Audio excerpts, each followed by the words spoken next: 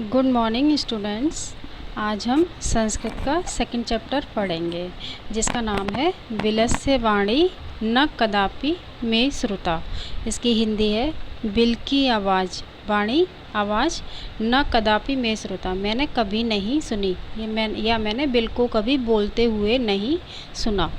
यह पाठ है जो पंडित विष्णु शर्मा के द्वारा लिखा गया है। उन्होंने इस ग्रंथ की रचना जो मूर्ख राजकुमार होते थे, अज्ञान राजकुमार होते थे, उनको नीति में जानकार करने के लिए, निपुण करने के लिए उन्होंने इस ग्रंथ की रचना की थी। इस पाठ में उन्होंने एक गीदड़ तथा मूर्ख सिंह की कथा को लिखा है, इसके माध्यम से बताया गया है कि बुद्धिमान व्यक्ति भावी विभक्ति में आने वाली विपत्ति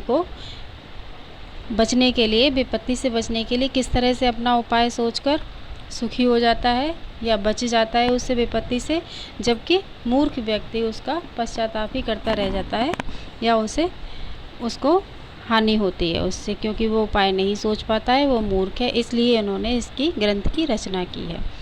अब हम पाठ पढ़ते हैं। कश्चिमित बने खर नखर नाम सिंह प्रतिवसति सम। कश्चिमित मतलब किसी बने वन में खर नखर नाम का एक सिंह रहता था, निवास करता था। कहाँ पर? एक वन में खरनक नाग का एक सिंह रहता था।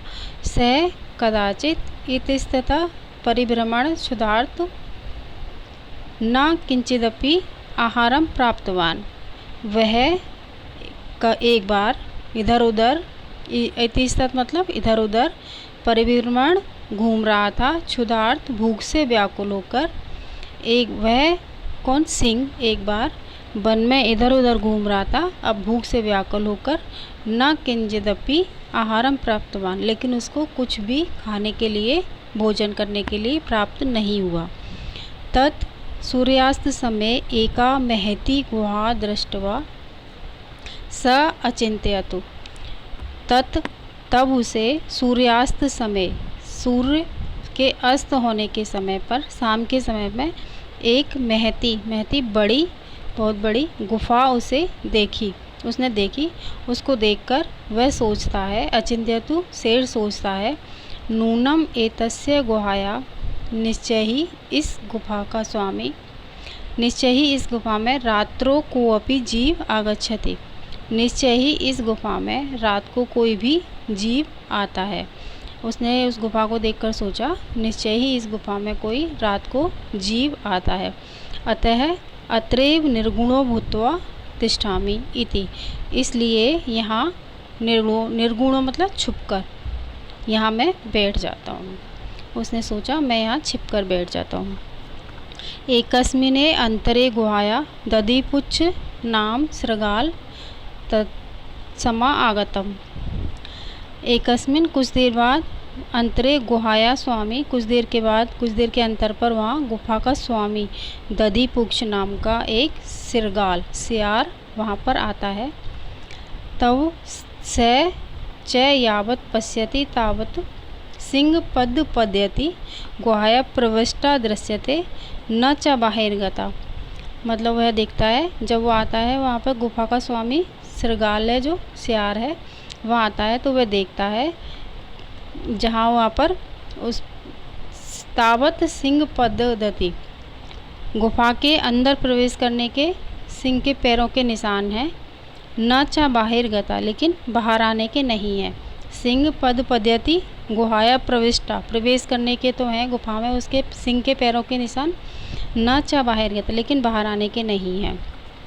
सृगाल अचिंत्यत, सियार सोचता है, अहो विनष्टो अस्मि, अरे इस तरह से तो मेरा विनाश हो जाएगा। शेर अंदर है और अगर मैं अंदर जाऊंगा तो विनाश अस्मि, मेरा विनाश हो जाएगा, मैं मारा जाऊंगा। नूनम अस्मिन विले सिंह अस्थिति तर्कयामि, निश्चय ही इस गुफा में सिंह है। तर्कयामि सोचता हूँ, तत् क्या किम करवाणी, कि मैं क्या करूँ, मैं सोचता हूँ कि आगे मुझे क्या करना है। एव विचिन्त्यत दूरस्थ एव स्व कर्तुमारम, वह सोचकर, ऐसा सोचकर, दूरस्थ, दूर बैठकर, रवम कर्तुम आरंभ, रवम मतलब आवाज़, कर्तुम करना, मारंभ आरंभ, दूर बैठकर वह आवाज़ करना शुरू करता है, बोलना शुरू करता है। भो बिल, अरे बिल, अरे गुफा, किम ना स्मरति, क्या तुम्हें याद नहीं है। अन्मया, ये अन्मया त्वया सह समयम कृतो अस्मि, क्या तुम्हें याद नहीं है कि तुम्हारी मेरे साथ समय समझौता किया है या शर्त है, तुम्हारी मेरे साथ बात हुई है। कृतो अस्मि यत यदा बाहर प्रतिगस्यते, जब मैं बाहर से आता हूँ, बाहर से आऊँ, यदा बाहर प्रतिगम से बाहर से वापस आऊँगा, तदा तुम माम अकारयस्यसि, मतलब तुम मुझे बाहर से जब अंदर से आवाज़ लगाओगे, अकार से तो पुकारोगे। यदि तुम बाहर ना आद्यस्यति तही अहम द्वितीय बिले यास्यति इस यासामी इस, अगर तुम मुझे आवाज़ नहीं लगाओगी या पुकारोगी नहीं तो मैं दूसरे बिल में चला जाऊंगा। वो सियार है, उससे ये कहता है अगर तुम मुझे नहीं पुकारोगी, आवाज़ नहीं लगाओगी तो मैं दूसरे बिल में चला जाऊंगा। अथ एतच्छ्वा सिंह अचिंत्यत, ये ऐसा सुनकर सिंह अचिंत्यत सोचता है, शेर सोचता है।